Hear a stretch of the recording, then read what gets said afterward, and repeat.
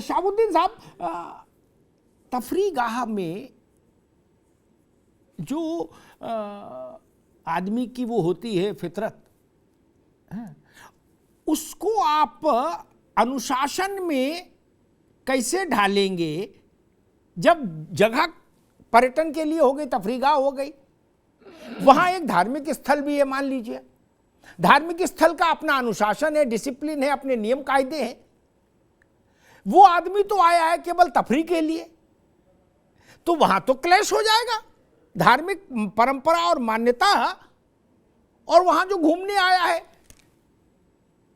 तब तो ये रोज की समस्या पैदा हो जाएगी। वो कहेगा भाई मैं तो टिकट कटा के आया हूं, घूमने के लिए आया हूं, सरकार ने स्कीम निकाली है कि आओ यहां तंबू में रहो 4 दिन हैं और ठंडी बियर पियो। शाहबुद्दीन साहब, बात आपकी दुरुस्त है, दोनों जगह का इंतजाम अलग अलग होता है। तफरीगाह के इंतजामात अलग होते हैं और वहां जो आदमी जाता है और किस सोच के साथ जाता है, किस तसव्वुर के साथ जाता है, वो सब लोग जानते हैं। उसका मकसद सिर्फ और सिर्फ जो है तफरी लेना और मौज मस्ती करना होता है, इसके अलावा और कुछ नहीं होता है।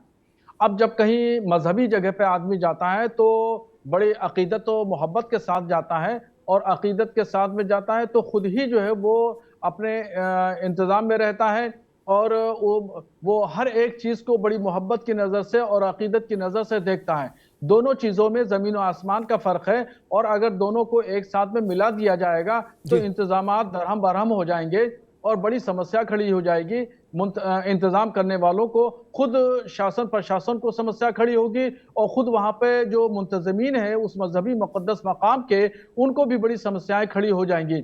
इसलिए दोनों चीज़ों को एक साथ में जोड़ के नहीं देखा जाना चाहिए, और दोनों चीज़ें अलग अलग हैं, इनको अलग अलग ही रखा अच्छा, जाना मैं इस बात के लिए मौलाना साहब इस्लाम की इस बात के लिए प्रशंसा करूंगा कि उन्होंने हज करने की जो वो है परंपराएं, जो व्यवस्थाएं हैं, उनमें कभी कोई ढील नहीं दी, किसी के लिए नहीं दी।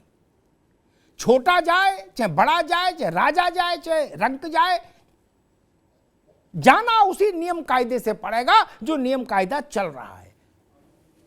बिल्कुल दुरुस्त है, बिल्कुल सही बात, बिल्कुल सही बात है।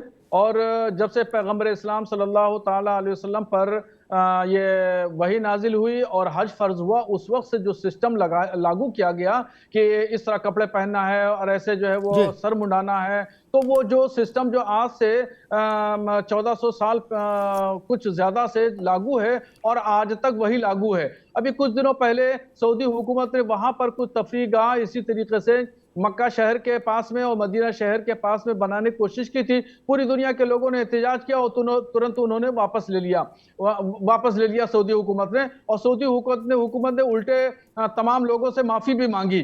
खैर, मैं यहाँ पर जितने भी मजहबी रहनुमा जैन समाज के बैठे हैं, मैं उनको यकीन दिलाना चाहता हूँ और उनसे मैं ये गुजारिश करना चाहता हूँ कि पूरे हिंदुस्तान का मुसलमान, सुन्नी सूफी बरेलवी मुसलमान पूरे हिंदुस्तान का आपके साथ खड़ा है, आपके साथ कंधे से कंधे मिला करके इस आंदोलन में, इस तहरीक में आपके साथ में है। अगर कभी भी आपको जरूरत पड़े हमारी और हमें आप आवाज देंगे तो हम आपके साथ शाना बशाना खड़े हुए नजर आएंगे। मैं आपको यकीन दहानी कराता हूं और मैं आपको भरोसा दिलाता हूं कि आपके साथ हम खड़े हैं। जी, ये बहुत बड़ी बात आज यहां तय हुई है। मैं दोनों पूज्य संतों से कहूंगा कि इसको ध्यान में रखें, बहुत बड़ी बात आज यहां इस मंच पर तय हुई है। हिंदू और मुसलमान दोनों किसी एक मुद्दे पर एक सुर में एक राय हुए हैं, वो श्री संवेद शिखर के लिए। ये बड़ी बात है। इस बात का और इस बात के पीछे के भाव का स्वागत होना चाहिए। दोनों पूज्य संतों को इस भाव का स्वागत करना चाहिए और इस भाव को आशीर्वाद देना चाहिए कि ये भाव बना रहे, चलता रहे। काला साहब, असल में क्या होता है, कई बार हम यूं ही छोटी छोटी ढीलें देते हैं क्या, और उसको नाम देते हैं फ्लेक्सिबिलिटी का, ठीक है ना। अंत में पता लगता है कि वो मामला भैंस पानी में चली गई फ्लेक्सिबिलिटी के नाम पे, ठीक। मैं एक उदाहरण देता हूं, मैं जो बात कहूंगा उदाहरण से कहूंगा, बाकी गूगल टाइप बात नहीं। जी। कोई राजा हो, प्राइम मिनिस्टर, राष्ट्रपति किसी दूसरे देश का, ठीक, या शाहरुख खान जी। के कदकाठी का आदमी हो, उतनी बड़ी हैसियत का, सिनेमा का है, कहीं के उद्योग जगत का, उसको हमारे यहाँ के धार्मिक स्थल में दरोगा, सिपाही, पुलिस वाले ऐसे ही सीधे घुसा देंगे, हाथ धोने के लिए भी नहीं कहेंगे क्या? जी। और पंडित पुजारी सब माला लेके बाहर ही आ जाएंगे, कहेंगे जय हो प्रभु, जय, एक फोटो हमारी भी लो, है ना? गलत तो नहीं कह रहा? सही है, सही लेकिन है। अभी मैं फोटो देख रहा था, शाहरुख गए थे हज वहां अपना वो फिल्म से पहले, है मक्का उम्रा मदीना, करने के लिए। तो वैसे ही गए थे जैसे एक सामान्य मुसलमान जा रहा था। जी। और दुनिया के भर के राष्ट्र, मुस्लिम देशों के राष्ट्राध्यक्ष वहां जाते हैं, उनने किसी को कोट पैंट में एंट्री नहीं दी, तो नहीं दी। मैं भी आपसे एक बात कहना और चाहूंगा, किसी से ये इसी भी नहीं, संदर्भ में। किसी को ये भी छूट नहीं दी कि भाई ये फलाने जगह के बादशाह हैं, इसलिए ये लाल रंग की धोती पहन के जाएंगे और ये नीले रंग की, ऐसे भी छूट नहीं दी। तो बना है हमारे यहां तो पुजारी को पकड़ लाएंगे पुलिस वाले, बोले चल बाहर, नेताजी आए उनको मैं वही आपकी माला बातों पहनाओ, से पूर्णतः सहमत हूं।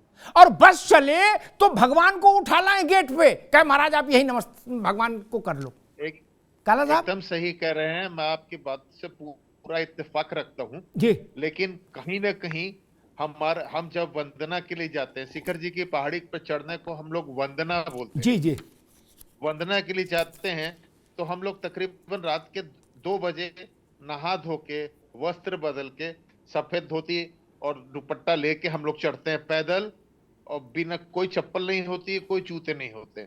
27 किलोमीटर की परिक्रमा हम लोग पैदल लगाते हैं। आज देख रहे हैं, अभी कुछ दिनों पहले वीडियो लगातार आपने भी देखा होगा कि वहां लोग जूते चप्पल पहन के चढ़ रहे हैं अपने हमारे मंदिरों में। हमारे जो टॉक है, जो छोटे मंदिर है जिसको टॉक बोलते हैं, हम टॉक के अंदर जूते पहने हुए, टॉक के बाहर में खाली जगह में वहां मांस बना रहे हैं, वहीं दारू पी रहे हैं। आप बताइए रावत साहब, क्या ये क्षम्य है? क्या ये कतई क्षम्य नहीं हमारे हिसाब से, जिसकी एक एक धूल को भी हम पवित्र मानते हैं। हम अपने घर पे वहां की मिट्टी लाते हैं, अपने पूजा घर में रखते हैं, और उस जगह जूते पहन के लोग वहां दारू पी रहे हैं, मांस मदिरा बना रहे हैं। ये कैसे बर्दाश्त होगा? मैं आपको बताना चाहता हूं एक बार, मतलब ऐसी स्थिति हमारे दूसरे कुछ तीर्थ स्थानों पे, गिरनार जी जो आपको गिरनार जी, गुजरात में एक पर्वत है गिरनार, जिसमें हमारे नेमिनाथ भगवान का मोक्ष स्थली है, जिसके प्रमाणिक 3000 पुराने वर्ष के भी प्रमाणिक दस्तावेज मिलते हैं। और उसमें आप हिंदू धर्म गुरु इसको अदरवाइज न लें, जो हम कह रहे हैं, चूंकि हम उसको झेल रहे हैं। वहां दत्तात्रेय एक मूर्ति लगा दिए 20 साल पहले, 18 साल पहले। अब उस पर्वत पे हमारा जाना भी मुश्किल हो गया है। हमारे भगवान के चरणों को उन्होंने फूल से ढक देते हैं और हमसे पैसा मांगते हैं। हम अगर दर्शन करने जा रहे हैं, हम कोई द्रव्य नहीं चढ़ा सकते हैं, चावल नहीं चढ़ा सकते ऊपर, हमको उसको दर्शन करने के लिए, देने के लिए हमको 200-500 रुपए देना पड़ता है, तब वो फूल उठाते हैं, तब हम उनको स्पर्श कर पाते हैं। हमारे साथ पिछले कुछ सालों में इतनी जिल्लत वाली स्थिति पैदा हो गई है हमारी, जिसमें हम को समझ में नहीं आता है कि देशभक्ति हमारी इतनी देशभक्ति। हम आपकी पीड़ा समझ रहे। मैं रावत साहब से उस पर, आपके रावत साहब से कहूंगा उस पर जवाब दे, लेकिन एक बात मैं जरूर कहूंगा कि मूल प्रश्न वही है रावत साहब कि कम से कम जो मान्य तीर्थ स्थल हैं, जिनकी मान्यता बहुत बड़ी है, जिनके लिए हम कहें कि नूर की एक बूंद है जो सदियों से बहा करती है, जो ऐसे तीर्थ स्थल हैं, उनमें तो अनुशासन रहना चाहिए। बिना अनुशासन की व्यवस्था नहीं रह सकती ना। एमएलए साहब आ गए तो कोशिश होती है एमएलए साहब की गाड़ी भगवान जी के बिल्कुल सिर तक घुसा दें एमएलए है, और एमपी है तो वो किसी की सुने, और मंत्री आ गया कहीं, अरे भगवान का नाम लो, तो पुजारी को मारने लगे पुलिस वाले, बोले देर कर रहे हो, जल्दी करो, मंत्री जी आ गए। अमिताभ जी, जी एक कहावत है, कि जो नई नई दुल्हन होती है ना, वो कुछ दिन बहुत अच्छे अच्छे कपड़े पहनती है, और जैसे जैसे वो बच्चे हो जाते हैं तो फिर कपड़े उसके पुराने, और कई बार 2-2 3-3 दिन तक उन्हीं कपड़ों को पहन लेती है। इस्लाम जो है ना सबसे लेटेस्ट धर्म है, और वो सत्ता के द्वारा संचालित है। जी वहां सऊदी अरब का जो शासन है उसके द्वारा संचालित है। वहां इसलिए इग्नोर नहीं किया जा सकता कानून को, क्योंकि वहां के जो कानून है शरीयत के हिसाब से हैं, वहां बहुत सख्ती है। हिंदुस्तान में डेमोक्रेसी है, तो इसलिए यहां पर सत्ता का कोई ज्यादा वर्चस्व धर्म के ऊपर नहीं है।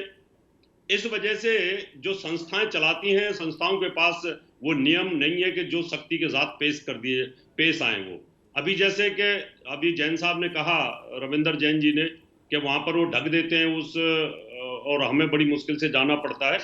ये रविंदर जी, क्रिया की प्रतिक्रिया होती है। मैंने भी बहुत सारे टीवियों के ऊपर, पारस टीवी है उसके ऊपर भी हमारे जैन संतों को देखा है मैंने कि वो हिंदू धर्म के देवी देवताओं की वो बखिया उखाड़ते हैं कि अगर ऐसे लगता है कि कभी कभी टीवी की स्क्रीन ही फोड़ दो। यानी जब जैन और हिंदू भाई भाई हैं तो आपको वैष्णो देवी के बारे में बोलने का अधिकार नहीं, आपको कृष्ण के बारे में बोलने का अधिकार नहीं। अगर बोलना है तो पॉजिटिव बोलिए।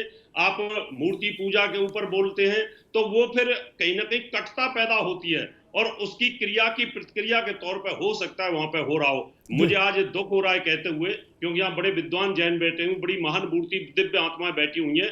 मैं भी ये चाहता हूं कि आपके जो जैनीय प्रवचन करते हैं उनको आप कहिए कि आप कम से कम हिंदुओं के देवी देवताओं के खिलाफ ना बोलें, वो अपनी महानता, अपने ज्ञान को प्रसारित करिए। हिंदू धर्म के लोग कभी नहीं बोलते, ना इस्लाम के खिलाफ बोलते, ना जैन के खिलाफ बोलते, ना बौद्ध के खिलाफ बोलते हैं, लेकिन सारे के सारे लोग हिंदुओं के खिलाफ बोलते हैं। इसलिए मुझे कहना पड़ा, मैं कहना नहीं चाहता था, लेकिन आज सब इस प्लेटफॉर्म पे इकट्ठे हो गए। मैं हाथ जोड़ के निवेदन करना चाहता हूं, भाईचारा बना रहेगा। आप अपने उन जैन मुनि संतों को बोलिए कि जो हिंदू धर्म के खिलाफ जहर उगलते हैं, उसकी क्रिया की प्रतिक्रिया में कहीं ना कहीं ऐसा हो सकता है। अगर ऐसा हो रहा है तो गलत हो रहा है। ठीक नहीं, ना क्रिया हो टकराव की और ना उसकी कोई प्रतिक्रिया हो, आदर्श स्थिति सिर्फ ये है, ठीक है ना।